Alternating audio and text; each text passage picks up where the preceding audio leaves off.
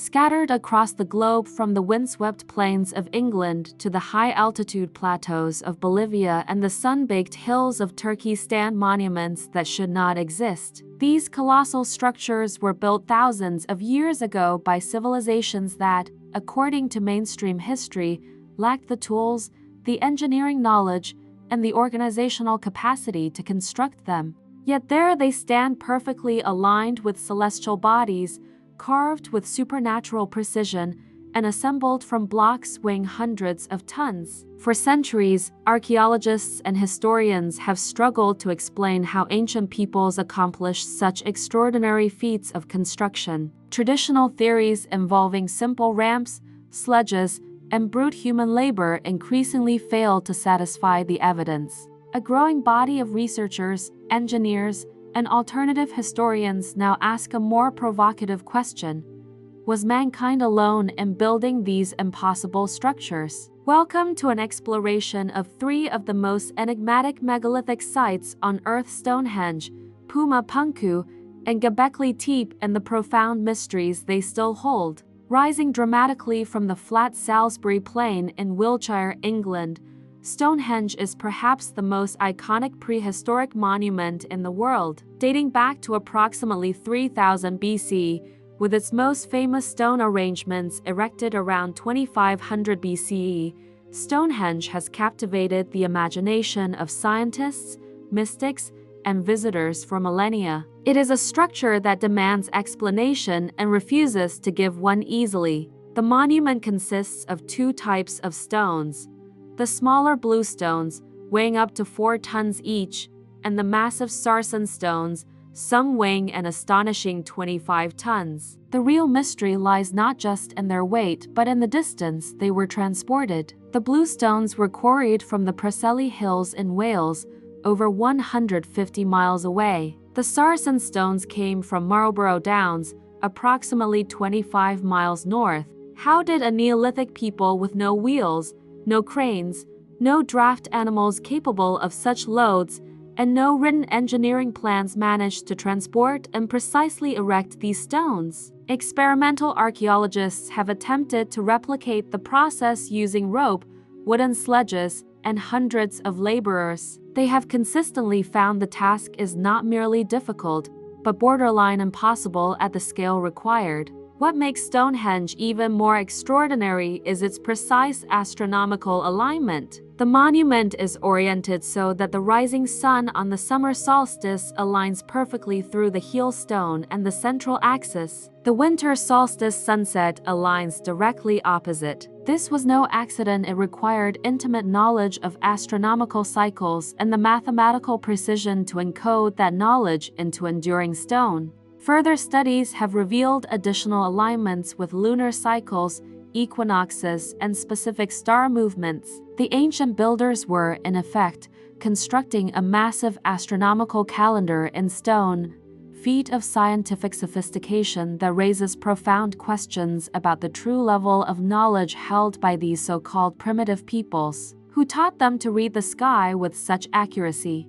Medieval chronicler Geoffrey of Monmouth wrote that Stonehenge was built with the magical assistance of Merlin, who transported the stones from Ireland using sorcery. The stones themselves were said to have originally been brought from Africa by a race of giants who valued them for their healing powers. While modern scholars dismiss these accounts as mythology, the question remains: why did so many ancient cultures insist these monuments required supernatural assistance? Could these legends be the cultural memory of a time when beings of extraordinary power and knowledge walked the earth alongside human beings whose true nature has been interpreted through the only lens available to ancient minds: the divine and the supernatural? The stones do not answer, but they do not deny it either. Perched at nearly 12,800 feet above sea level in the Bolivian Andes, near the shores of Lake Titicaca, lies Puma Punku, a site so anomalous that it has shattered the assumptions of conventional archaeology. Part of the larger Tiwanaku complex,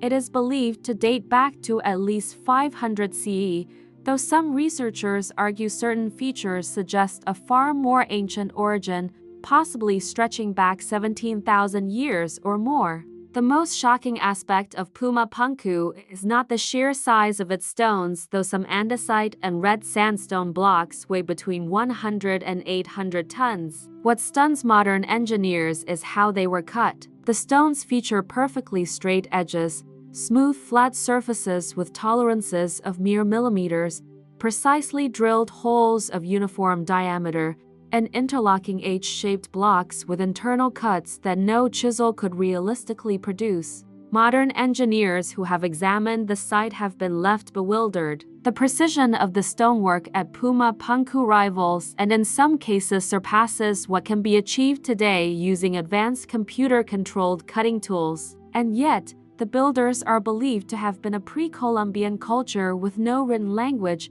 no iron tools, and no known tradition of advanced stonemasonry. The gap is staggering.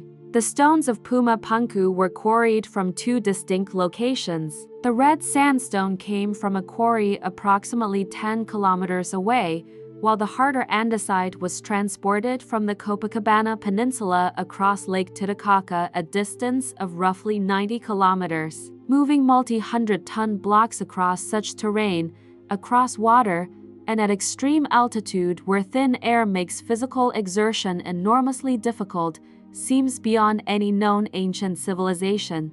Mainstream archaeologists propose the use of reed boats, wooden rollers, and massive human labor forces, but critics point out that no rope, roller, or wooden implement strong enough to handle such weights has ever been found at the site, and that the logistical organization required would have demanded a level of social complexity that no evidence from this culture supports. One of the most haunting aspects of Puma Punku is the way it was destroyed. The perfectly crafted blocks are scattered across a wide area as if thrown apart by a massive explosion or natural cataclysm. Some researchers believe the site was devastated by a catastrophic flood or seismic event thousands of years ago, one that may have wiped out the civilization that built it, along with all memory of the technology they possessed. The Aymara people have oral traditions that speak of a time when the gods themselves built the temples at Tiwanaku and Puma Punku in a single night. The structures were not built by humans. They say they were built by Virakaka, the great creator god who came from the sky. Is this legend a mythologized memory of extraterrestrial builders, or of a lost human civilization far more advanced than we have yet acknowledged? In 1994, German archaeologist Klaus Schmidt began excavating a hilltop in southeastern Turkey and uncovered something that fundamentally challenged everything we thought we knew about the origins of civilization. Göbekli Tepe, meaning potbelly hill in Turkish, turned out to be the oldest known megalithic temple complex on Earth, dating back to approximately 11,600 years ago during the pre-pottery Neolithic period. At a single stroke, Göbekli Tepe pushed back the timeline of organized religious architecture by more than 6,000 years, predating Stonehenge by at least 6,000 years and the Egyptian pyramids by over 7,000. It was built when, according to standard history, our ancestors were simple nomadic hunter-gatherers without agriculture, without permanent settlements, and without the social organization needed for monumental construction.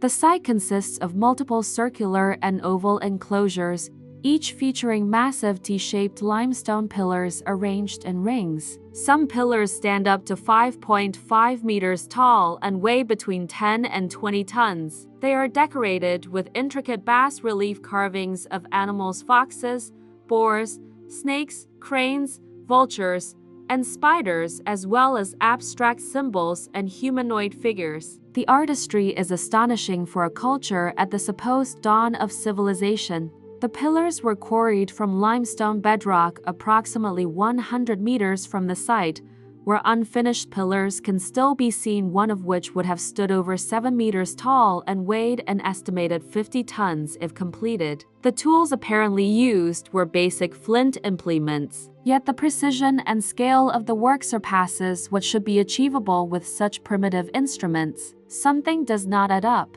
One of the most perplexing aspects of Göbekli Tepe is that it was deliberately buried. Around 8000 BC, the entire complex was intentionally filled in with a mixture of debris, bones, and flint tools, preserving it perfectly under the earth for thousands of years. Why would the builders of such a monumental structure choose to bury it rather than continue to maintain or expand it? Some researchers believe the burial was a ritual act, a deliberate entombment of sacred knowledge in anticipation of a coming catastrophe. Others suggest it was an act of preservation, hiding something precious from an impending threat. Whatever the reason, the burial implies the builders had foreknowledge of their own civilizations and a level of foresight that seems almost impossible for a supposedly pre-civilizational people. The discovery of Göbekli Tepe has forced a radical rethinking of the standard historical model. If hunter-gatherers built this complex without agriculture,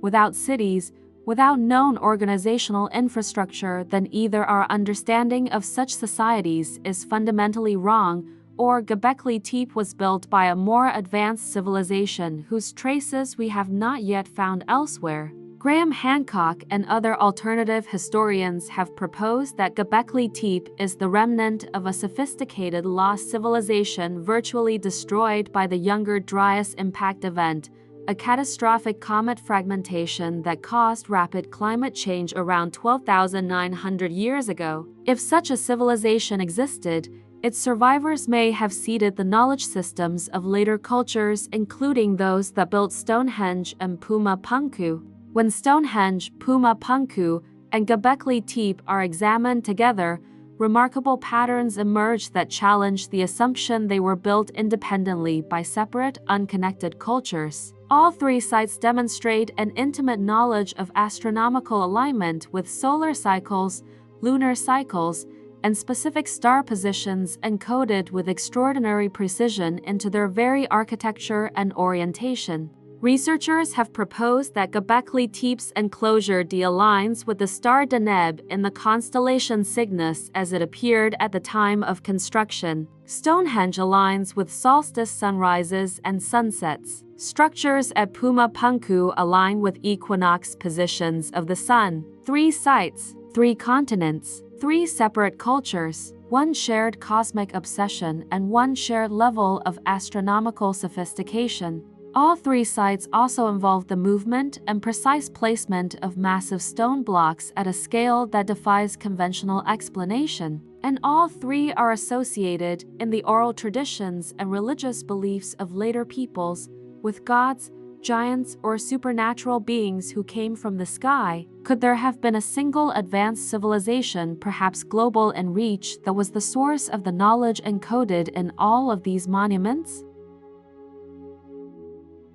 Or is the explanation even more extraordinary, that this knowledge did not originate on Earth at all, but was brought here by beings from beyond our world, who used these sites as sacred places to communicate with the cosmos? The stones offer no denial. They simply endure, silently pointing skyward, waiting for us to understand what they are trying to say. The stones of Stonehenge, Puma Punku, and Göbekli Tepe have endured for thousands of years. They have outlasted the civilizations that built them, the religions that once filled them with meaning, and the languages that once described their purpose. And still they stand offering no easy answers, only deeper and more fascinating questions that grow louder the more closely we look. Modern science has given us powerful tools for dating, analyzing, and studying these sites. We can now determine, with remarkable accuracy, when the stones were placed and where they came from. What we cannot yet determine, and what continues to haunt researchers across all disciplines, is how and why. The gap between the known capabilities of ancient peoples and the demands of these construction projects remains stubbornly,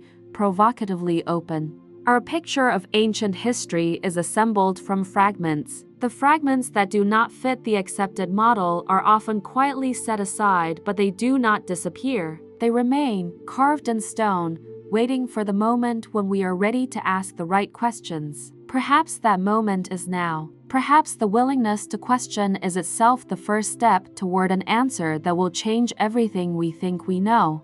The impossible builders left behind their greatest works for us to find. Whether they were ancient humans with forgotten knowledge, survivors of a lost civilization, or visitors from beyond our world, One thing is certain. They wanted to be remembered. They wanted us to look at what they built and wonder. They encoded that wonder into the very weight and permanence of stone.